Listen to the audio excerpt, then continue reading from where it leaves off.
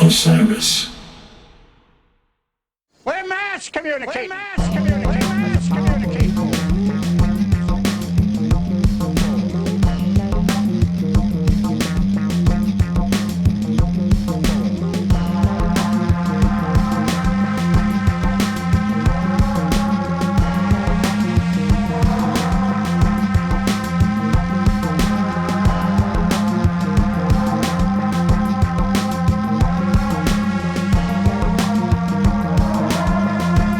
Welcome back to Touchdowns All Day. I'm your host, Max Dawson, with you exploring the past, present, and future of the Disco Biscuits. This episode features a great interview with Aron Magner. As always, Magner delivered. We covered a lot of ground in this one, everything from the last leg of the Bubble Tour to the band's work in the studio, to even diving into Aron's memories of seeing the Grateful Dead in the 90s. I think you guys are really going to enjoy this episode. Before we get to Aron, let's run down the important details. 424-666-SIYD, number to call, the Touchdowns All Day hotline. John and I would love to hear from you. You can also reach us at TDADBaby on X and at Touchdowns All Day on Instagram. Please make sure you're subscribed to Touchdowns All Day on the podcast app of your choice. Give us a 5-star review, and while you're at it, share an episode with a friend. Head over to discobiscuits.com/shows for the band's latest tour dates. I think that there should be more of those coming very soon if they're not up already. All right, with all that out of the way, let's get to our interview with Aron Magner. Aron, welcome back to the show. Thank you, Max. Good to see you. Good to see you too. I missed you guys at the close of the Bubble Tour, triumphant tour ending run at Sayreville, the big return. And you were missed. This has been a tough year for me and Biscuits tour. I had to miss a lot of shows because of the fire. Fair. Then I went to Denver and got norovirus. We won't talk about that anymore. Did not know that. Oh, yeah. Yeah. Fun. No, not fun. Not fun. Right. And then I was hoping that I would be able to make it out to Sayreville because I have just been hearing people talk about the debauchery of Sayreville for decades now. And I've never experienced it myself, but I was able to watch the shows on Nugs, and wow, you tore the building down.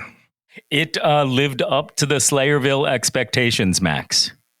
It was hot. The energy that second night, especially, people were coming out of it saying like that was an all-timer.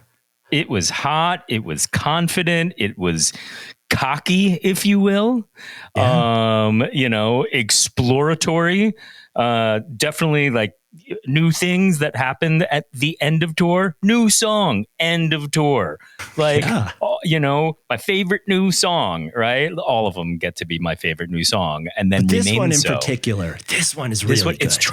It's triumphant, right? And don't we need more triumphant anthems in life to get us through this life? Don't we need triumphant anthems to trumpet us to the next day? Yeah. We're talking, of course, about Scars of the Brave, which I'm hoping that in the near future we'll have a full episode that we could dedicate to it. But wow, that song, well, we first heard it at the BARBER and Magner, mostly acoustic shows on March 8th. Sorry, on March 7th. You played the ending of Spy and segued into Scars of the Brave. That is also cocky. Yeah. We also its official debut actually was in a VIP set.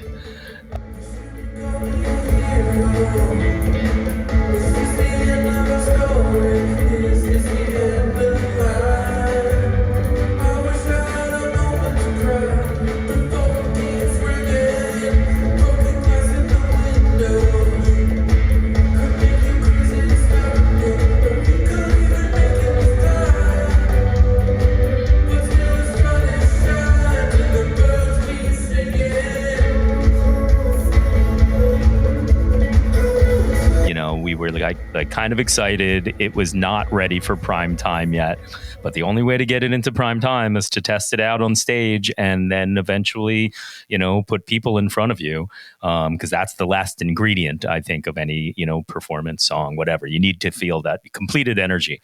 And so, yeah, I guess we were excited after that VIP thing. I didn't realize, I forgot until now that we played it at the acoustic show. We were also just as excited to get it out. And then we finally got it out at Sayreville. Amazing. So you did it at the acoustic show, and it's really interesting because it translated beautifully to an acoustic rendition, but it's a song that has a sample as sort of part of its DNA. That sample, it's just like a public right, sample, right? And it has a definitive melody to it that fits beautifully with how the song is kind of formed, right? I don't think it's necessarily formed around it. It just complements it perfectly. And so it's kind of needed. It's just like, that melody at the very least is needed. So I just took it on piano. Speaking of these license-free vocal samples that you've been incorporating into the songs lately, represents another evolution in your use of samples. So first it was the spoken word, then it was more recognizable classics, then it was some more contemporary pop songs.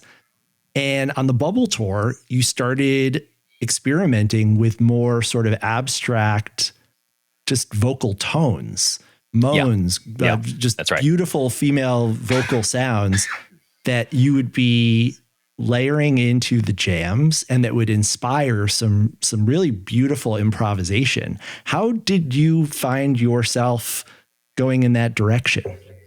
So there was points in jams in like the summertime, for instance, right, where John would be like, oh, this would be great to have like a female vocal, a high, female vocal. And like sometimes I am like, oh, I have this thing, it's in A minor, and could kind of like search for it. But if you make that more expansive, right, where it's like not derived from a song, it's not extracted from a song, it's not like, say the Blondie sample that I did the other night, right? That, I extracted from the physical song. I had it labeled in my catalog, Blondie Rapture E minor, right? And we were in whatever jam we were in E minor, and it was wide open. And I was like, oh, I would love, I thought to myself, I would love a female vocal melody here, right? And I was searching for one of these, like, public rights or whatever it's called. Not what'd you call it before? What did they call it? Public domain, splice sample, public domain. Splice samples, little female like loops and clips. And so as I was looking for that, I found the Blondie Rapture, and I was like, oh, that's an E minor, and boom, just went for it.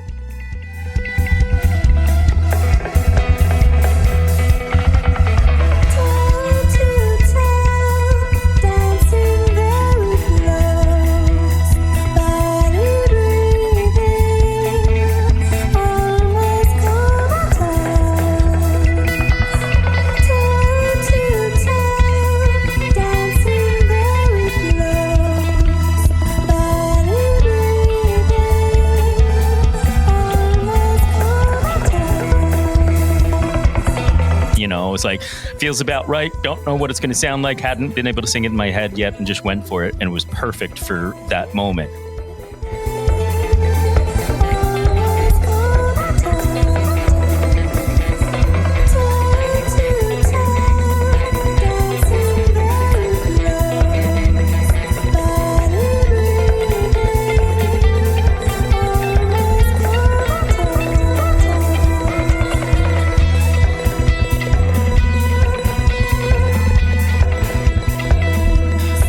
Again, if you like zoom out even bigger than that, just any sort of like that, it's that tone that I think that jam was kind of calling for. It needs something organic.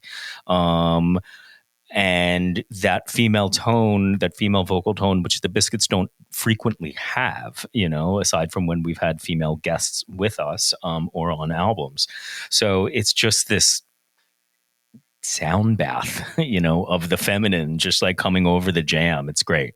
And it laid up some really beautiful, as I said, improvisation. I'm thinking specifically, I mean, didn't anticipate doing this early, but I just happened to have a clip.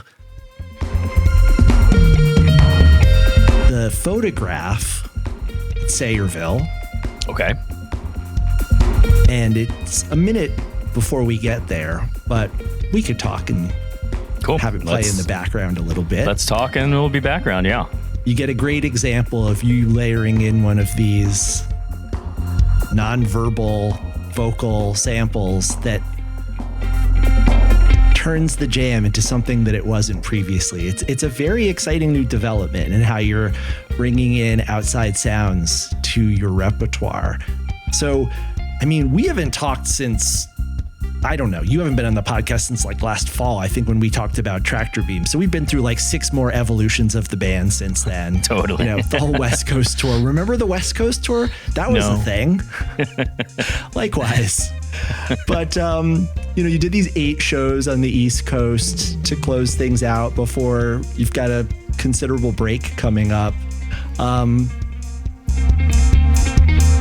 With the knowledge that you're going to be off the road for a while, that you're heading back to the studio, that you've got this big run of shows on the West Coast, very triumphant culmination at the Mission in Denver.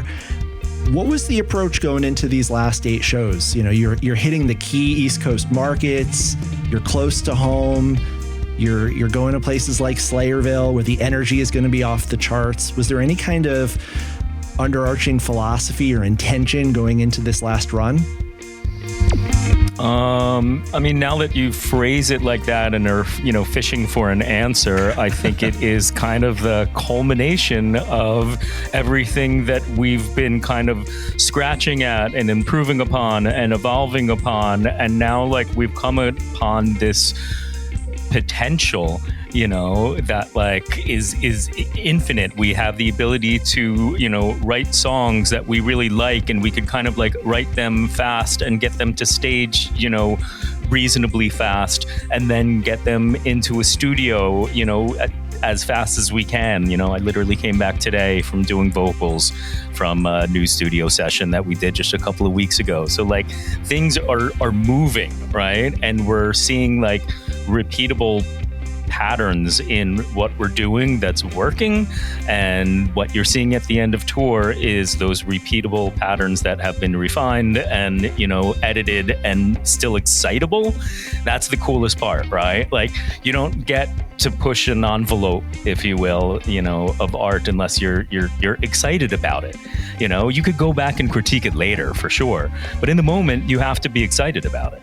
And I think we all still are, individually and collectively. So that's what you're hearing at the end of tour, folks. There's a fun element too. I feel like anytime you guys go out west, you bring something new back for the folks at home. It's different out west, for sure. We take a little bit from the West Coast because it's different, right? We play differently out there because it is different. The fans are different, the vibe is different, the countryside is different. I mean, on the inside, we're same, right? Obviously. And then we bring back some of that to the East Coast with us and spread those posy California vibes to us sardonic East Coast fucks. Well, this time, one of the things you brought back was, of course, Postcard. And Postcard underwent some changes in its last performance. I was told by someone that the setlist said new Postcard, but there was definitely something new about Postcard, whether or not it's an official new version. 100%. We're kind of going backwards to the DNA of the demo form of it, right? We've talked, I'm sure, many points on this podcast about demo love, where you're just, addicted to the demo and anything else that you try is just never as good as the demo. That's not necessarily what this is. There's just a purity in that demo because it was only supposed to inform what the essence of the song is. And so we kind of like went back to that demo to inform us what the essence of the song is, and then try and translate that through our instruments ourselves. Not necessarily, enhancing the lines immensely, but doing something to translate even the little things that are noticed. Like, Barber pointed out this was something in Scars of the Brave, but he was like, after this drop, we're basically going back to the same exact loop, but like something kind of like picks up in intensity right at this moment. And we were able to like pinpoint that it was the low end of the keyboard on that sound suddenly like comes in on that octave. And that's what gives it its little bit of lift there. Right. So kind of analyzing little things like that, going back to, again, the demo and postcard, and finding cool things that are translating. Simplicity sometimes is what we're figuring out again and again. Keep it simple, stupid, right? Oh, here it is. Perfect timing. You hit the post on that.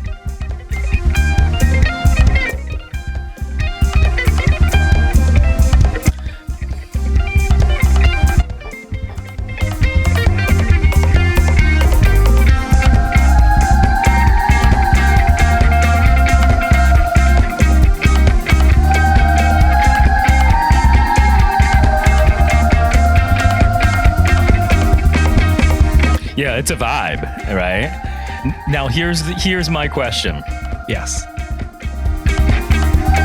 How long do you stay in vibe for?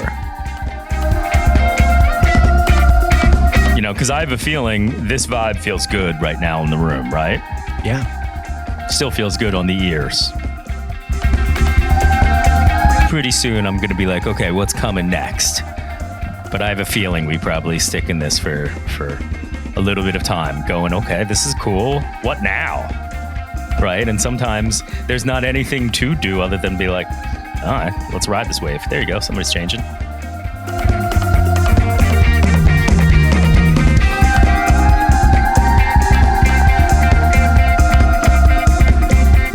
Got some high bells coming in. What's that?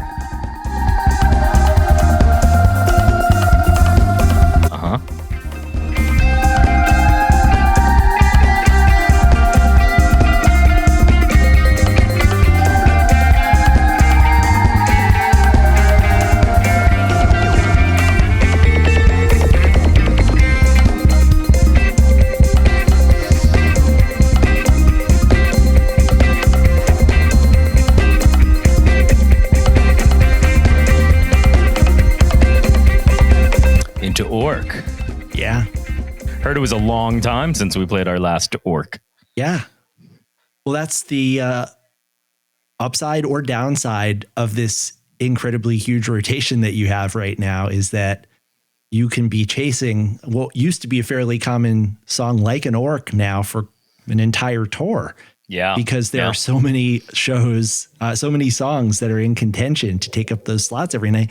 And plus you're playing shows like the 14th at the Starland Ballroom where you're effectively playing 3-song sets. You played 2 3-song sets that night. It's so weird. Like if I knew in advance that was going to be the plan, I would be like, no, that's no, like we have to have more songs, at least have some alternates ready if we need more, and I didn't even know until you just told me that they were 2 3-song sets. Really? Yeah. Well, Confrontation bookended and Basis bookended. So we're counting those once. Uh-huh. I mean, I think you had a Lunar Pursuit and a Svengali in the set list as well, but those are getting dropped when you come out the gate with that huge Confrontation with the total eclipse of the heart. Right. And then in the second set, the Basis into Buddha, you drew out the introduction to Buddha. I mean, it was the most deliciously tantric transition. And cocky. Exactly. That's the cocky I'm talking 50, about. You're doing egregious, arguably egregious, right? The Disco Biscuits in 2025 are the first 2 songs of any set are 55 minutes to an hour and 10 minutes. And then you have the next 20 minutes to play the rest of your intended set. Oh, definitely. Believe me, I feel that shot clock when it comes time, man. Brownstein has us on a fucking clock. You know, you can't mess with the system. He's got it down. He does. And it's working. Yeah, for sure. That's crazy though. Listen, man, I fucking challenge you other jam bands, a challenge. This is officially challenge you other jam bands to play as long and jammy jams as we're jamming right now, and in quality jam. quality. It has to be good. It can't just be some crap. It's true. I just have a preconceived notion that when another band like plays a fucking like one song 50-minute set, that that's like garbage. Half of it is crap, or all of it is crap, except for like the beginning or the end, right? I mean, is this the Biscuit fan thing you were talking about? It totally is. Know. Some other highlights from the last few nights. I'm kind of jumping all over, but Under Your Spell got that new part that BARBER had been alluding to, and it slayed. I also want a pen so I can make points here like that. That seems pretty, yes. I'm not sure we're going to, but if you're taking a ride, I'm riding with you. I'm not sure what to say. I'm not sure what it's going to, but if you're taking a ride, I'm riding with you. I'm not sure what to say. It did slay, and it felt good, man, you know, and that's the reason that like we do this day in and day out, for the song's purpose and perspective, right? It's so that these songs can grow and mature and evolve and eventually like reach some potential where you're like, yep, you've arrived. Welcome to the catalog, Under Your Spell, you know? Yep. Welcome to the family. You're going to be welcome here, you know, for a long time. And a really cool thing happened in Delaware where you played that new version or expanded version of Under Your Spell. It came out of Freeze. And in the internal Freeze jam, I lost my mind during this. I texted you guys right after the show demanding an explanation. Right. I couldn't tell. I was like, is this Scars of the Brave? Are you doing, is this a new song? What's going on? And Brownstein explained to me that it had to do with trying to play around with the changes of Under Your Spell, but you did something else and BARBER did something else, and you kind of created this beautiful, airy jam in that middle Freeze slot. Well, cool, because I sort of remember that cool things happened in Delaware, but have no recollection of what you are talking about. So here we go. Yes, the Delaware show, you guys came out, you did a beautiful fiddler, and then it was the Mulberries Abyss Mulberries, which really got everybody excited. I mean, the jam from Mulberries into Abyss, definitely a contender, but this Freeze jam was so pretty, and so it sounded so intentional, and I guess Brownstein had something in mind, and you guys all just jumped on board and did your thing. Yeah, I do recall there was something like we had an intention going into the jam that was like briefly mentioned backstage, but then that just like wasn't the moment that we were in. So we like decided to pursue the moment that we were in, which is definitely the yes and thing to do, right? As opposed to trying to like force a concept that we briefly talked about.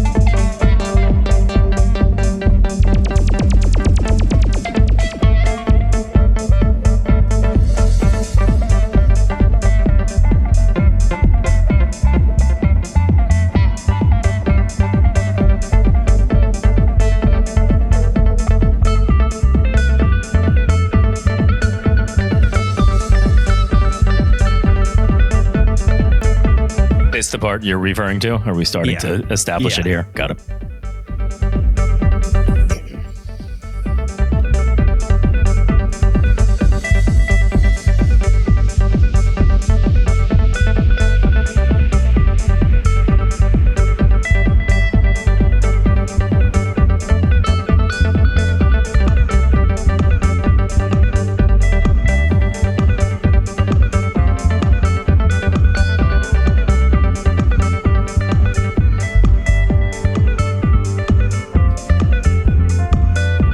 getting our inner Sector 9 in, huh? I love that. I love sounding like, I think we sound like Sector 9 for a brief moment, you know? I do. I think we sound like New Deal for a brief moment, you know? You love your New Deal teases. Listen, man, they come organically. I'm not trying to force them. They're just like simple little 3-note melodies that are just fucking part of my DNA now. Thank you, Jamie. So your piano part here is really what jumped out at me. Okay. What am I hearing? It feels like it's on the tip of my tongue, like I know what this is. Not that it is anything. It has that quality of the first time you hear something, like you've been hearing it your whole life.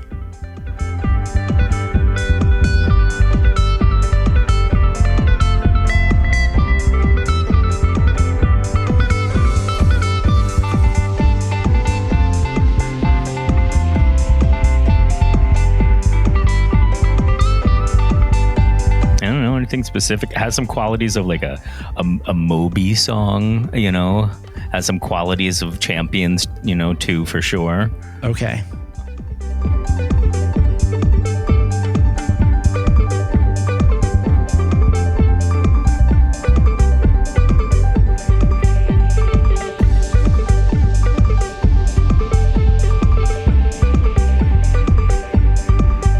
Oh, this is cool.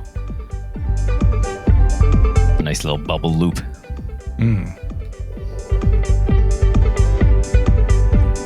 Happy bubble loop.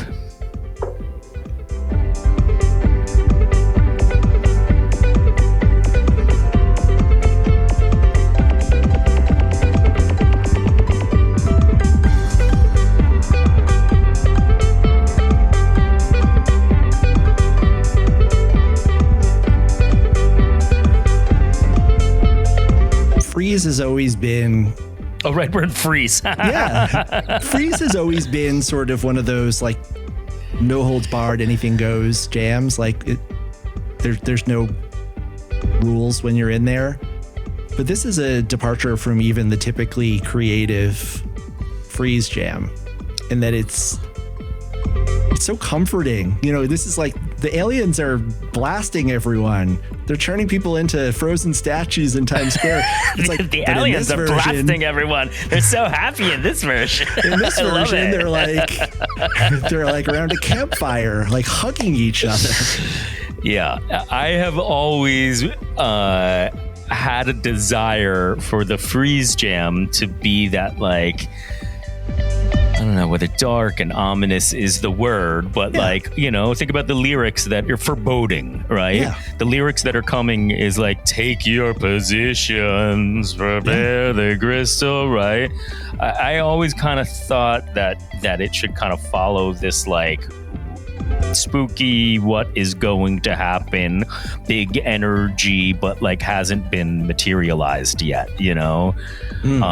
Because then it does materialize at the end chorus, you know? That's the last like of the Freeze, right?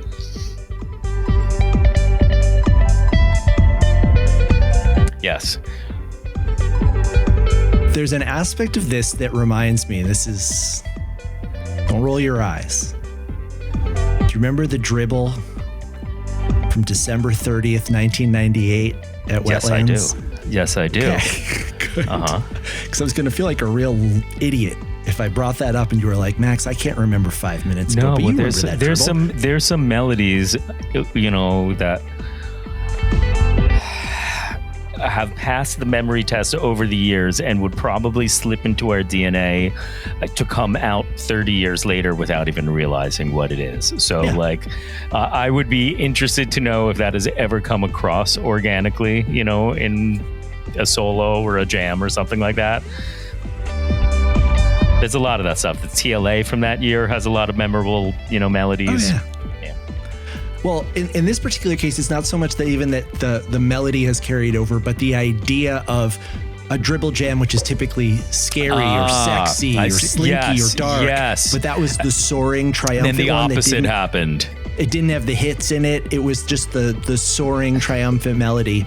And in this one, too, it's, you know, I'm about to get frozen. I know the crystal is coming, but right now it feels really good. Right. It's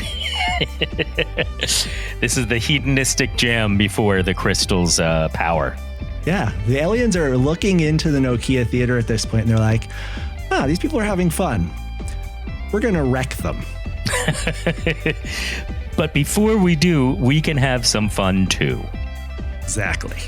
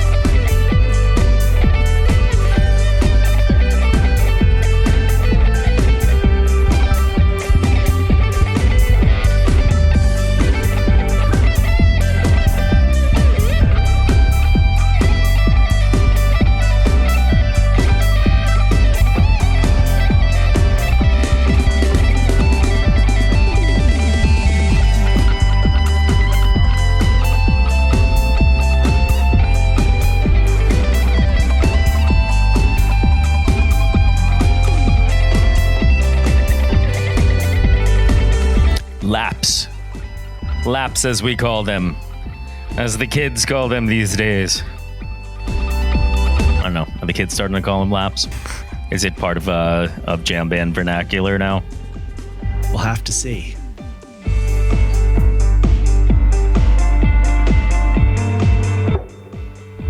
There you go. Now it's scary again. So the last song from the final run of shows that I want to ask about is The Return of Mirrors. The Return of Mirrors.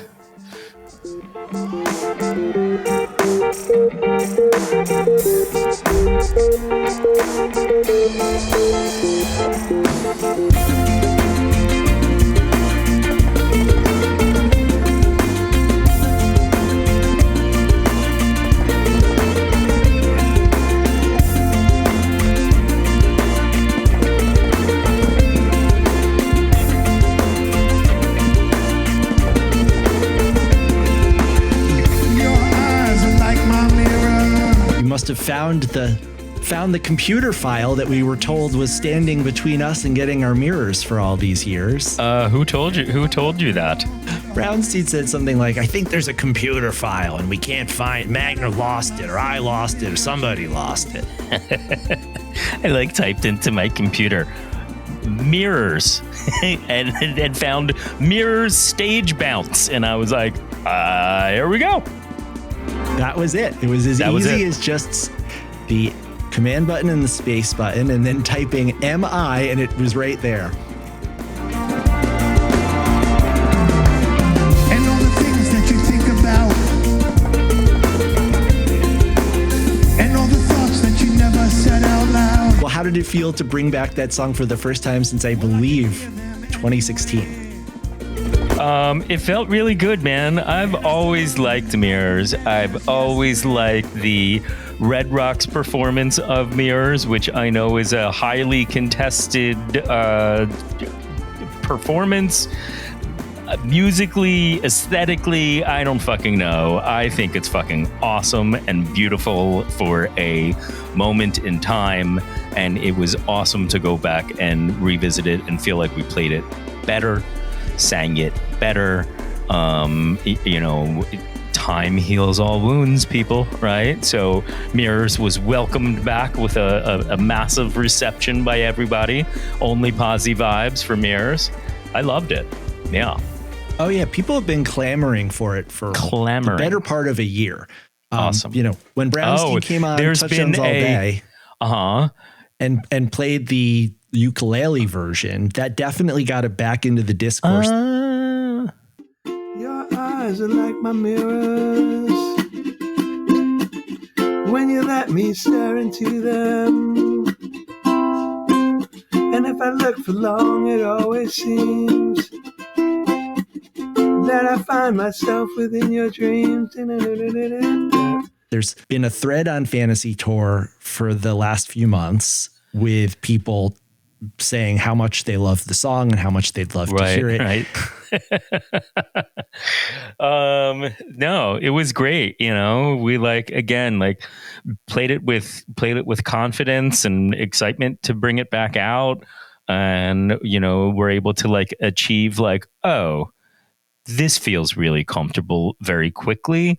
And to achieve that pretty quickly after remembering how to play it and sound checking it led to a really awesome, opening of us then continuing that energy of that was really good, in sound check, and then forgetting, we were talking about earlier, that key component of needing audience to complete the energy of a song or a performance, whatever.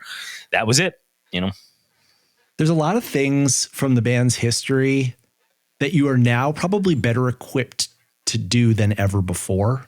Things that maybe got abandoned years ago because they just weren't working, or the technical effort or even the vocals were just not happening. Right. But the Disco Biscuits in 2025, this new cocky band that I see before me, the technology is working. The crew is there, the instrumentation, the vocals are happening. So it seems like there are things from the past, like a mirrors. I mean, we even have our own choreography, as was seen at that Boston show, So I'm curious to see what comes next. What other thing from the past? I think it's time for Strawberry Girl to come back. I'm going to put it out there. Okay. There are lots of things from the past that the 2025 Disco Biscuits, I think, can do justice to. I'll tell you what the next thing is. And now that I know that the way to get one of these songs back is to sneak it in on ukulele, I think that I have revisited Ida Fith. You know that that's well, I was hoping that I'd be able to come on the podcast and be like, Max, you got your Ida Fith, right? No. But we didn't get to it yet. I'm hoping to get to it. It's a fun little ditty of a song, at a early stage of a prolific songwriter's career. Right. And I think that it's kind of cool looking at it from that perspective, in the same way that, go back and you listen to any prolific songwriters and the beginning of their career, or prolific bands in the beginning of their career. It's almost like it's a little cute, that's not the best word, because I don't want to belittle it to anything. But you could see the innocence, in that song, right? And I guess if what we're always chasing is purity of intention and stuff like that, right, is what we really relate well to in an artist. It's right there when you listen to a song like Ida Fith, and that's what I attach to when I re-listen to it. Understandably, John probably attaches differently to a very formative stage in his songwriting career. And so that is the current conversation. And I don't think he's not into it. I think there's just more important things to do right now than to relearn Ida Fith, which, fair. Well, my attachment to it is because one of the 2 times it was played was at my first show. And as someone who... One of the 2? How fun is that? Yeah. Uh-huh. And as someone who had never heard the Disco Biscuits before, everything that you played that night, which, if you recall, Aaron, I enjoyed that show from the sidewalk because they wouldn't let us in because we were underage. I do not recall, Max. Okay. Well, you really should know your Max Dawson history a lot better. I'm going to quiz you later. Okay. Fair.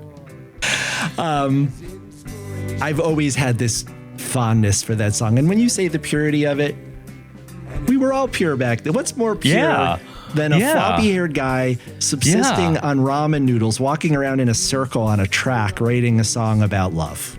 Yeah. Right?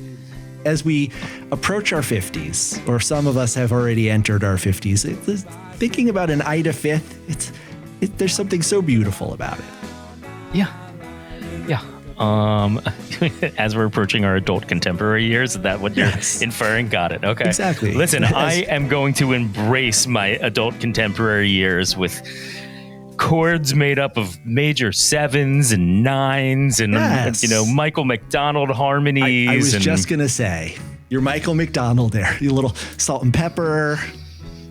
There was so we were doing vocals in the studio this week, and every time like I would go in for like my harmony parts, right, I had that image of that SCTV skit where Michael McDonald played by like Rick Moranis, where he runs into the studio, he sings his high line real quickly, he runs out, he goes to get paid, they show him the contract, and he's like, oh fine, I'll go in. The song is still playing, meanwhile he goes in, he hits the second chorus as was obligated in the contract that was just pointed out, runs out, he had parked in a handicap spot, so he was looking at his watch, got there in time like in 2 minutes, goes to another studio.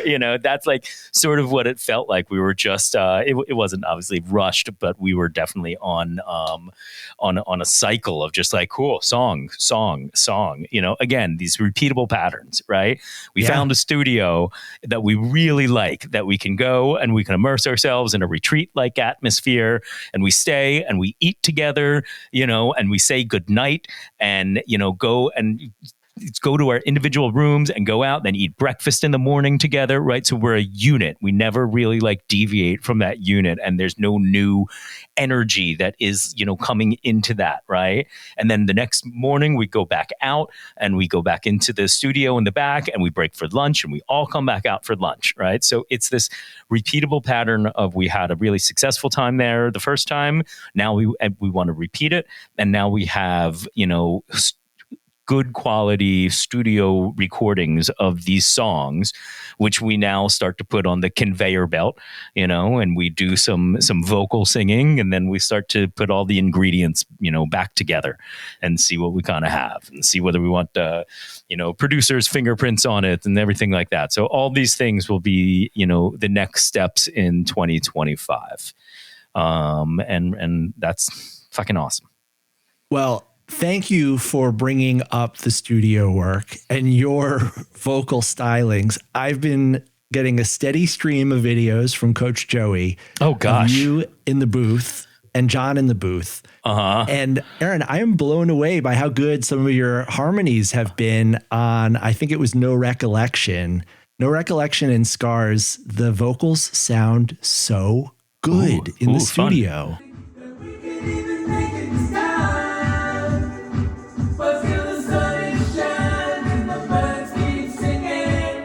Great. Well, thank you, Max. Thank you. And you and John both do funny hand things while you sing in the booth. It's hilarious. You taught me all your lessons. I'll teach you mine. You can find the time. We can find the time. And will you get the message? I'll see you try. You can find the time. We have Michael Jordan face, but with hands and stuff like that. John does a lot of hand action. You shouldn't call me a hero. Is this the end of our story? Is this the end of the line? I wish I had a moment to cry, but the phone keeps ringing. Interesting. I think for me, I definitely notice that I'm doing hand stuff that I wouldn't normally otherwise.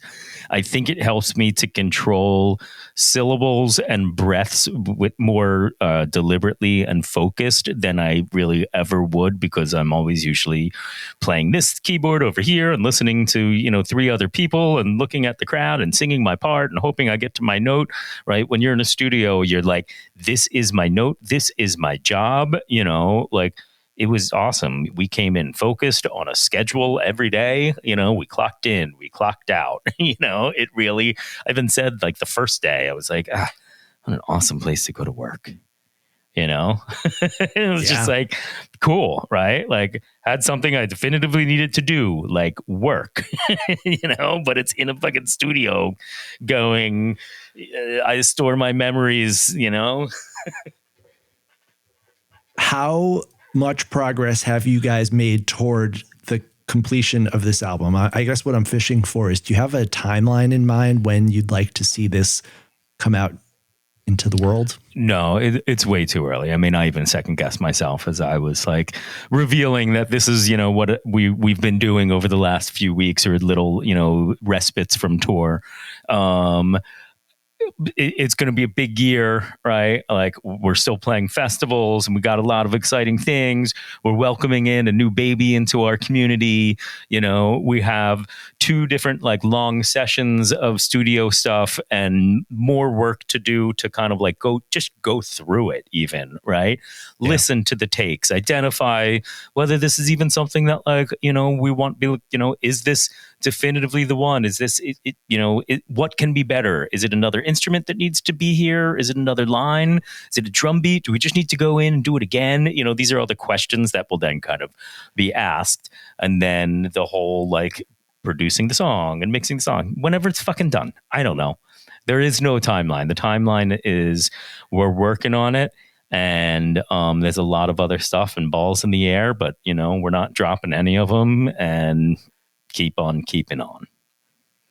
Some tough decisions are going to have to be made because... Oh, no. Well, there are at least 15 songs that are in contention for slots on this album. And I mean, maybe it's a triple album. Maybe it's Use Your Illusion 1 and 2 or something like that. But fuck it, man. Maybe it's not, an album at all. Maybe it's just like, okay, this song's done. Enjoy, everybody. Tell your friends, please. Right. And then a couple of weeks later, we finish another one. We're like, cool, this one's done. It's even better. Tell your friends about this one too. And I feel like we could continue to do that for a while if we stay on this path. Wow. Yeah. I mean, the problems of being so prolific. So you mentioned all of the things that are going on in the Disco Biscuits world, both with respect to the music, with the exciting new arrivals we're all anticipating. Now let's look ahead a little bit to summer. Okay. Yeah, man. So there's a cool thing coming emerging from these summer tour announcements that have begun to trickle out. You guys are taking Tractor Beam to some of these big festivals. And that is a very exciting thing because Tractor Beam has become this new way that the band levels up in a single night, whether it's at the Boulder Theater or at the Fox or at Biscoland. Every one of those prior Tractor Beam performances has been where we reach our like wormhole. Yeah, we hit like our infinity star, and it lasts for a little bit until we search for our next one. Right, but we have some really big infinity stars coming up this summer. Yeah, gave me a little bit of anxiety just bringing it up. Yeah, especially considering that typically for these Tractor Beam shows, you're on the hook to come up with like 90 minutes of new music at least. Well, I think these shows are big shows, and I don't know what they're going to be. I always aim for these things to be, as collective of an effort as possible, with whatever to kind of like inform the beginning of whatever it's then going to become. I think for these shows, we kind of like start working on them now, and not in the back of the bus on the drive to the gig. No, I think we start kind of working on them now and figure out how we can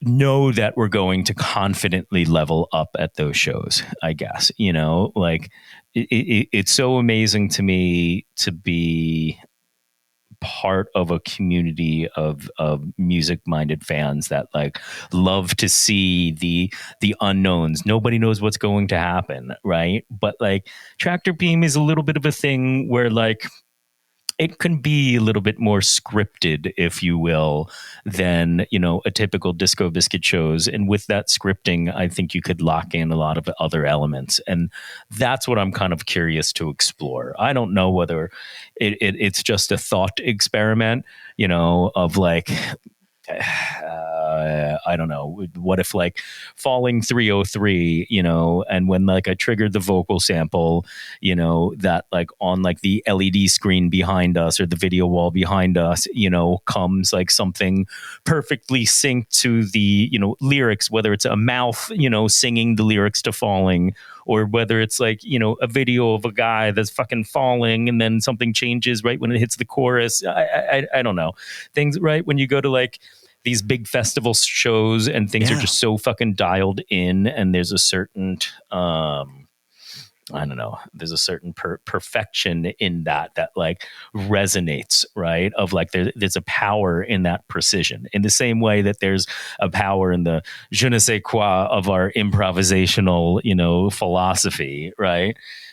There's a power in the precision, and you know, when those fucking fire cannons go off like at the precise time, which I know is, you know, not a sync thing, it's just a fucking dude and a fucking button hitting it at the downbeat when it's really obvious. It's like, yes, this wind up at the end of it, there's going to be a phrase, it's going to go,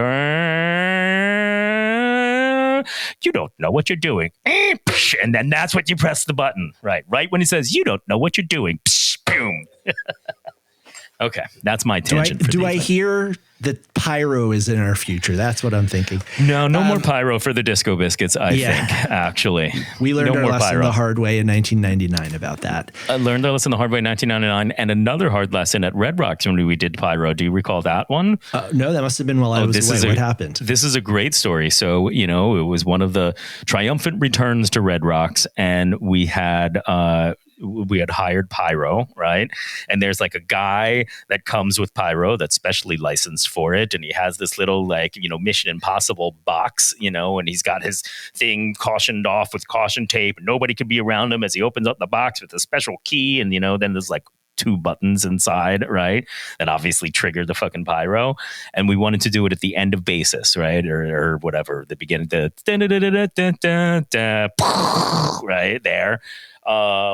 And something like, there was like a fuse that mislit, whatever it was like, and then it just kind of like fizzled. It was like, so the way that I describe it, and Joey and I laugh about this all the time.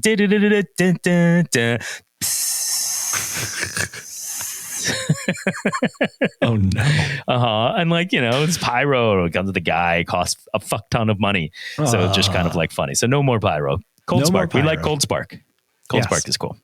Yeah. But I do love the fact that last year during festival season, you guys did I feel like a trial run of what you're describing, which was you crafted those sets very intentionally. They were incredibly tight, you know, Texas Eclipse, Electric Forest. There's a great example. Sets did the job that they were intended to do, which was to expose a non-jam crowd or a jam/electronic music crossover crowd to the best of the Disco Biscuits. That's right. Very cool. Yep. I got one last thing to ask you. Yeah. What were you doing 30 years ago today? Oh man, this is the anniversary of the first time the Grateful Dead played Unbroken Chain live. And I happened to be in the second row of the Philadelphia Spectrum, directly in front of Phil for that very moment. And it was absolutely a magical moment that I almost missed, which I'll get into in one second. But that moment where the first the first whatever 10 seconds of Unbroken Chain, those light, like, you know, notes that came in kind of fall upon the crowd.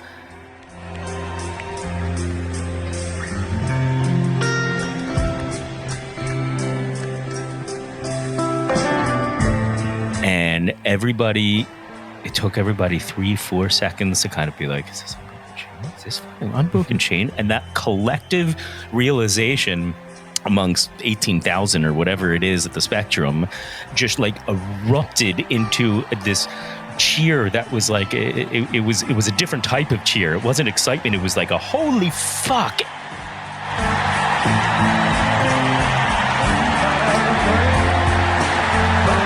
And everybody realizing it simultaneously, only to collapse it so that we could listen to, like, you know, those beginning soft moments of Unbroken Chain. So earlier in the day, I was not preparing to go to that Grateful Dead concert, even though I had full intentions of going. So they were in town for a 3-night run, and I'd gone to the other ones. This one, however, so here's the quick backstory. I pledged a fucking fraternity in college, right? Did the whole thing where you fucking pledge and all that stuff. Lived in the house my sophomore year, where you would think that that would be the year where I could, you know, benefit from the fucking bullshit pledging stuff that happened the year before. But that's the year that the Disco Biscuits started playing music, right?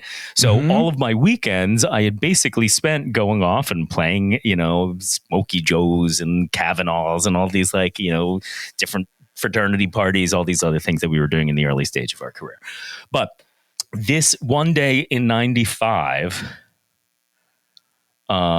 we had played like I guess we were still pledging at that time. So we had played a prank on the Pledge Masters, right? Where we kidnapped the Pledge Masters. And we brought them back to, like, I don't know, one of our classmates who, like, you know, lived out here in, like, the suburbs of Philly, and, you know, like, tied up and, like, making them do the stupid shit that they would make, like, us do, right? And pledging, like, that type of, you know, drink this and that type of stuff. Anyway, we eventually got spooked because we thought that the rest of the fraternity who was looking for the Pledge Masters, knowing that we had kidnapped them, we had gotten spooked that they had been hip to our location. So we decided to move the captured Pledge Masters to the Adams Mark Hotel on City Line Avenue here in Philadelphia. Now, the day is ticking forward, right? But it's okay because my concert isn't until nighttime. I still haven't figured out, like, you know, what the next few hours is going to entail, but that's my intention. And we're in, like, the parking lot of the Adams Mark Hotel. I'm not sure why we were in the parking lot, but, like, all of a sudden these cars, like, whip into the parking lot, and it's the fucking fraternity that had figured out where the fucking pledge class, you know, had kidnapped the Pledge Masters, and it is fucking mayhem, right? It's like the fraternity is, like, running around trying to tackle the fucking pledges who had kidnapped the Pledge Masters, and I'm, like, seeing this all go down, realizing fucking, like, what the fuck is this whole thing anyway? Also, I have a Grateful Dead concert to go to tonight, right? Yeah. So they're all getting, like, fucking captured, and I find, is fucking 95, a phone booth, and I call my my friend who's fucking, like, 10 years older than me, and he comes and he picks me up, and we go down to the show, and they were his tickets for second row that night, and that was just, like, one of those, like, I'm so happy that I was there to experience that. Show goes on, show's over, getting driven home. I'm starting to, like, develop some guilt that I left my pledgelings, whatever the fuck we're called, right? And I asked to be dropped off at the fraternity house because I had, like, I don't know whether phones were a thing yet, but I feel like I'd got either the guilt or, like, the where are yous had happened, right? So I go to the house, and the pledge, or my pledge class is, like, you know, in the pledge circle thing, right? And, like, it's not going well. You know, like, they had just been caught doing something bad, and all of a sudden Magner fucking walks in, you know, like, the only one that, like, isn't part of the class, right? And or that wasn't in the lineup, the pledge circle. And I take my fucking position in the circle. Pledge Masters comes over and goes, or he says to another pledge, he's like, when was the last time the Grateful Dead, says to the hippie in our class, when was the last time the Grateful Dead played Unbroken Chain live? It's like, sir, the Dead never played Unbroken Chain live. Malin, when was the last time the Dead played Unbroken Chain live? Sir, the Dead never played Unbroken Chain live. Magner, when was the last time the Dead played Unbroken Chain live? the Jet played Unbroken Chain live tonight for the very first time. And like you hear this like, it's collective like you fuck. Yeah. So that's my so thankful that I did not miss out on that show and decided to say fuck it to the establishment. Oh my God. To conforming to establishments. Wow. Angelica wants me off the podcast. Now you have to come on the podcast. If you're going to tell me to wrap it up and stand there and continue to wrap it up, now you have to be the special guest. Hey, Angelica. You guys went on for like 3 hours. We'll wrap it up anyways. Avery would like me to come upstairs and make dinner too. Night, night. Thank you, Max. See you guys. Take care. And that's where we'll leave it. Touchdowns All Day is an Osiris Media production. This episode was written, produced, and edited by me, Max Dawson, and was mixed and mastered by Matt Dwyer. Check us out at www.touchdownsallday.com and use the hashtag touchdownsallday on all social platforms. Barber and I would love to hear from you. 424-666-SIYD, the Touchdowns All Day hotline. John is at Barber Shreds, and I'm at FY Maxwell on all social platforms. And you can also reach us at TDADBaby on X and at Touchdowns All Day on Instagram. This and every episode of Touchdowns All Day would not be possible without the contributions of many people, including the Disco Biscuits Road Crew, Ben, Pat, Nick, Brian, Rich, Dane, Amin, Herm, and Tara. The band itself, Mark, John, Alan, and of course, Aaron. The management, Ben Baruch and Andrew Kaplan at 1111. The Touchdowns All Day Advisory Committee, Andy Bazzani, Mike Walsh, Dave Cook, Scott McClintock, Think Tank Dubs, John Goldberg, John Politis, Colleen Stern, and Ryan Ryonix. Our coaches, Joey Friedman and Steve Martocci. And of course, extra special thanks to my partner, Avery. Love you, babe. On behalf of John Barber and the entire Touchdowns All Day family, this is Max Dawson saying see you next time.